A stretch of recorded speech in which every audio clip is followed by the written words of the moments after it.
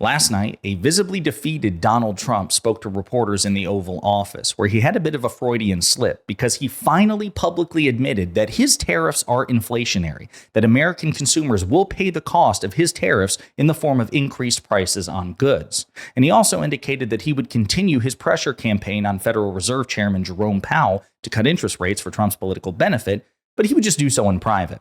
But before we unpack all that, if you end up liking this video and you want to support the channel, please be sure to hit the like, subscribe, and alert bells before you go.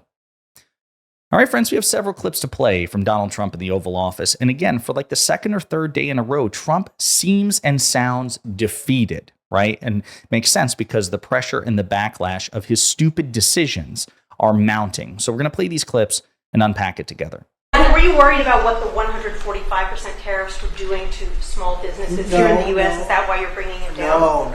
No, I haven't brought it down. I haven't brought it. Still 145. I haven't brought it down. I said it's a high tariff. It is a high tariff, but I haven't brought it down. It basically means China's not doing any business with us, essentially, because it's a very high number. So when you add that to the price of a product, it's, a lot of those products aren't going to sell. Do you hear that? That was a Freudian slip. This dumbass finally admitted the truth that he was either too stupid to recognize in the first place, or just as likely, too dishonest to admit in public, but he accidentally let it slip here. For months and months, Trump insisted that his tariffs are not inflationary, that his tariffs would not be passed on to the consumer in the form of increased prices. And here he is admitting the exact opposite, the truth, that yes, his tariffs are inflationary, that American consumers would pay the increased price because people who import those products would then have to pass them off to the consumer, and they would be prohibitively expensive, that Chinese imports are prohibitively expensive here in the United States. Trump finally admitted it. So all the MAGA cultists denying the reality now have to listen to their cult leader finally telling them the truth that even they were too stupid or too dishonest to recognize. Tariffs are inflationary. Donald Trump is increasing prices deliberately on the American people with his ridiculous and unnecessary trade war, not just with China, but the rest of the world. That is a matter of fact. That is not a matter of opinion. And those who deny otherwise can hear Donald Trump himself say it. You lose the debate every time. But we have other clips to play as well, including this one. Dollars in debt and everything else. And in the end, I think what's going to happen is we're going to have great deals. And by the way, if we don't have a deal with a company or a country, we're going to set the tariff. We just set the tariff. It's something that we think that will happen, I'd say, over the next couple of weeks. What do you say? I think so. Over the next 2-3 weeks, we'll be setting the number. For China. And we're going to pick, could be for China too, could be for China. So he says that if doesn't have a deal in a couple of weeks from countries, that they are going to increase tariffs or reset tariffs that he paused for 90 days. So it sure sounds like he's walking back on his commitment to a 90-day pause, which is 3 months. It has not been 3 months, even though I know it feels like an eternity. It's just been a few weeks since Trump walked back on those tariffs, initiated that 90-day pause, which he swore was never coming, by the way. So in and of itself, that's a walk back. Trump is constantly undermining his own message and his own tariff regime because he's so stupid, inconsistent, and dishonest. It doesn't seem like they're going to be a whole spate of deals, especially when experts and even the Trump administration seems to have acknowledged, per the Wall Street Journal article that I referenced yesterday in a previous video, that it could take years for these tariff agreements to be made or these trade deals to be made, let alone implemented. So now they're saying, well, we'll have the architecture of a deal potentially in a matter of weeks or months. So again, it's a constant shuffling and moving of the goalpost. But the other thing to keep in mind in light of the first clip I showed you is that Trump is admitting in a matter of weeks, he will increase tariffs, which will increase prices on the American people. He just admitted it. Again, no room for debate on this. Here's another clip. I said it this morning. I think some of you were there. There was a time from 1870 to 1913. It was a long time ago. We were an all-tariff nation. Foreign nations pay taxes. They paid money to us in the form of tariffs. And that was when we were the wealthiest. We were the wealthiest proportionately that we ever were. And they formed committees in 1887 in particular, but they formed committees to determine what we should do with all the money. We had so much money. You guys would have loved it. We had so much money, they didn't know what to do with it. We gave it away to different causes, and he's regurgitated. I don't know who told him this. This is one of his most regurgitated claims. He made it on the campaign trail. It's been debunked to hell and back by factcheck.org and others, by conservative fact checkers. There's a reason that so many principled fiscal conservatives at the Wall Street Journal, Fox News, the National Review, and others, people who otherwise really love Donald Trump, are like, this is total bullshit, okay? This idea that we were at the peak of our wealth as a nation, I don't even know how you would measure that, between 1870 and 1890. Again, it's been debunked to hell and back. I encourage you all to check it out. Trump's just pulling this shit out of his ass.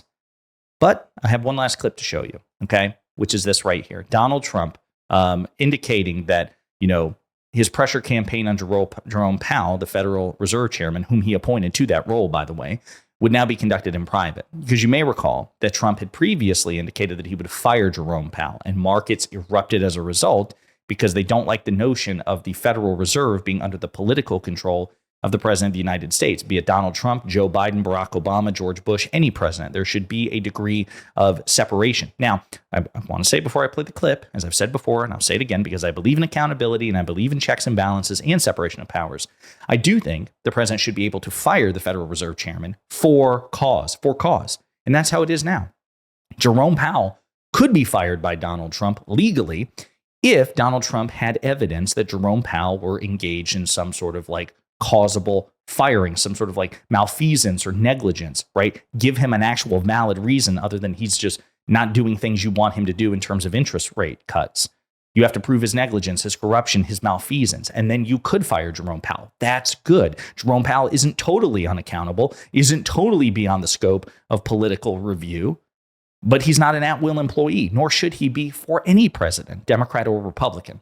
And Trump had to walk that back after markets erupted. But now he's indicating, okay, I'm not going to threaten to fire the guy. I'm not going to go on rants about him. But maybe I'll pick up the phone and call and try to pressure him directly. And Jerome Powell, during the Biden administration in the campaign, with inflation raging, he lowered interest rates 2 times.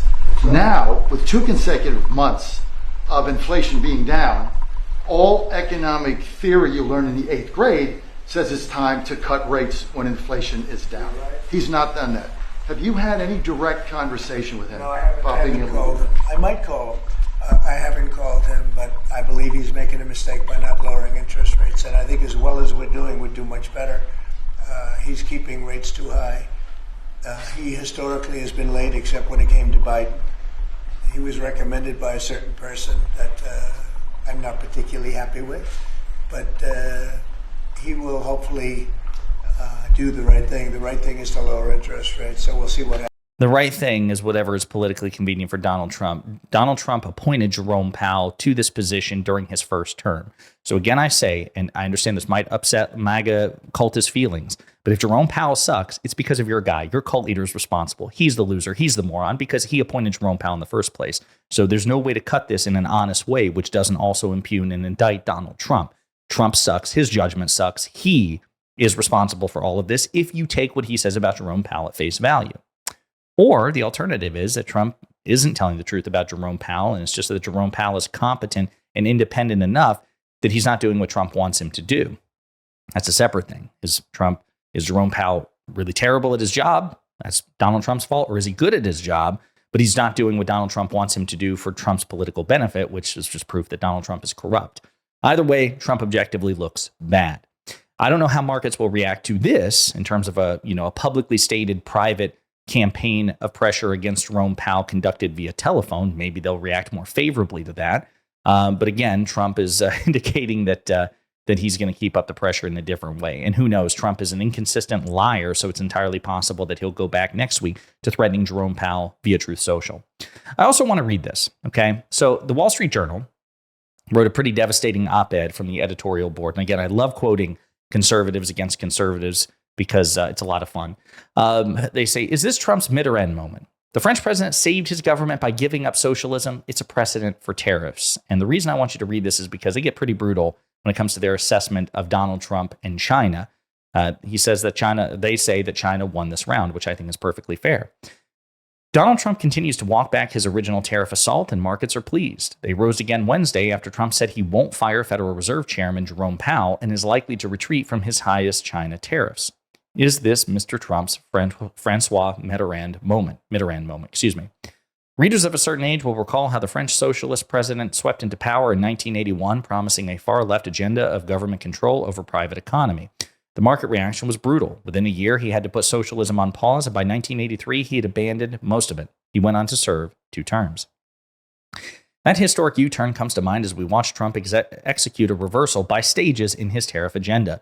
First, he carved out space for Mexico and Canada from his reciprocal tariffs. Then he put his reciprocal tariffs on everyone except China on a 90-day pause. Then the Customs Bureau gave exceptions to Apple, Nvidia, and big electronic companies. Now comes word that Trump may substantially cut his 145% tariff rate on China. That's a long way in 3 weeks from the declarations by White House aide Peter Navarro and Commerce Secretary Howard Lutnick that there would be no tariff rate changes. It's hard to see this as anything other than a retreat amid the harsh reaction of financial markets, worries about recession and price increases, and a sharply negative reaction from the rest of the world, friend and foe. The good news is that at least Trump is finally listening to reality. The CEOs of Walmart, Home Depot, and Target paid a visit to the White House this week and told Trump prices would soon rise and store shelves might soon be empty as the tariff impact grows. So again, to be clear, those are company CEOs telling Trump, hey, your tariffs will be passed on to the consumer, dumbass, which might help explain why Trump finally had that Freudian slip moment. Oh, yeah, my God, you guys will be paying for my tariffs after lying to the American people that wouldn't be the case. But I digress. This would be more than a little disturbance that Trump warned about when he first unveiled his tariff barrage. Financial markets have also had an impact as they rise or fall on the latest news about tariffs and Trump's plan for Fed Chair Jerome Powell. There couldn't have been a clearer market test in the last 3 weeks about the economic damage these columns warned about. The MAGA echo media chamber had praised Trump's tariffs as strategically genius, now looks foolish. Another harsh reality is that China called Trump's bluff and seems to have won this round. When Trump imposed his tariffs in the first term, President Xi Jinping retaliated with some restraint and sent a delegation to negotiate a trade deal. This time, he retaliated in tit-for-tat fashion and pushed all of his anti-U.S. economic and diplomatic levers. He's cut off U.S. access to crucial rare earth minerals, stopped the delivery of Boeing jets, looked elsewhere for food and natural gas imports, and unleashed regulators against American companies. Beijing has also warned countries not to do trade deals with the U.S. that exclude China or else.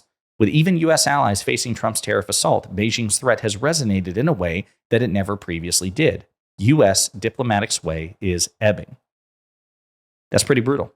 It's Donald Trump's fault. Totally self-inflicted. He is 100% responsible for this, as is his party, for failing to hold him accountable, hold him in check, even though they control Congress, which is the most powerful branch. They have the tools at their disposal to box Trump in, but they're too cowardly and feckless to do it. So it's all on them. Democrats are perfect in this regard. Republicans are 100% to blame, and Democrats should be relentlessly exploiting this for their political advantage because that's the only way to retake power.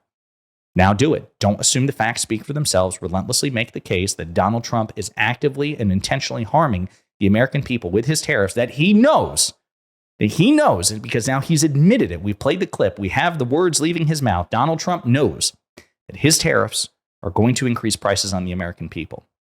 It's a matter of fact. And Democrats should be relentlessly exploiting that for political advantage and trying to further erode Trump and the Republican Party's support. In the meantime, let me know what you think in the comments.